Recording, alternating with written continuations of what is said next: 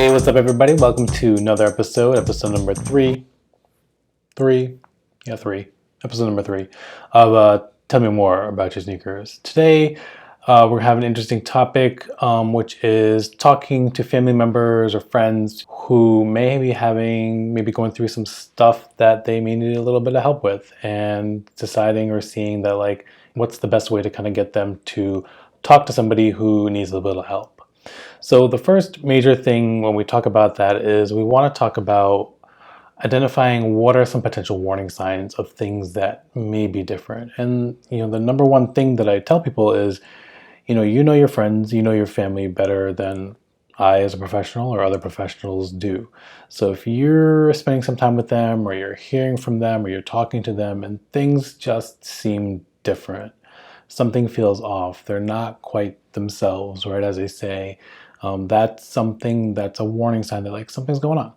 So it's worth investigating, and the number one thing that I always say is just asking them, talking to them.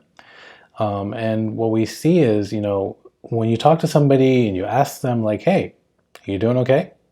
Or, you seem a little bit different, or you seem a little bit more sad, or you seem a little bit more withdrawn, or you're not doing these things as much. And the way to kind of approach it then is understanding to an extent of what they're trying to go through. What we don't want to do is get into a situation where we start telling people how to feel or what they should be doing. You don't want to get in a situation, because we've seen it all the time, where people say things like, well, happiness is a choice, so just be happy. It doesn't work like that all the time. Don't worry about that thing. No, well, sometimes you have to worry. That's part of what life is. You have to worry at times. Well, here's what I would do. Because what you would do is not necessarily what the other person would do or should do. So understanding that we can say things like, hey, that sounds like it's really hard, or what you're going through is really difficult, or that must suck that you're going through that. Something as easy as that sometimes means a lot more than being like, well, just do this instead, right? Because that's, again, not helpful all the time, and we want to be helpful. If it's something that you feel that is beyond your ability to help, or you're concerned about the other person, whether it's their safety in any way, shape, or form, or you feel like things are really going down, if you feel like they're going to hurt themselves, if you feel like they're getting into substances, if you feel like they're going to hurt somebody else, or they're just really decompensating as a whole, really make a call for them, or really kind of say, hey, let's get some help. One of the things that's really helpful is the website psychologytoday.com. It's basically a little search engine. You can kind of locate it on where you're at, where you're located, and really see who is available in the area and what you're going to be looking for, whether it's psychologist, therapist, psychiatrist, etc.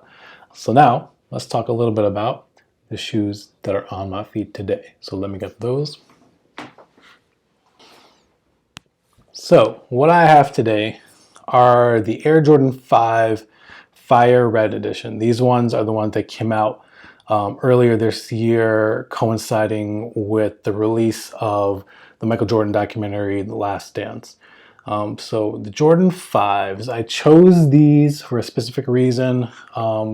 It was my daughter's 5th birthday earlier this week. And also it's actually the 30th anniversary of the Jordan 5s this year. So they came out back in 1990 originally. These have a very special place in Jordan lovers' history.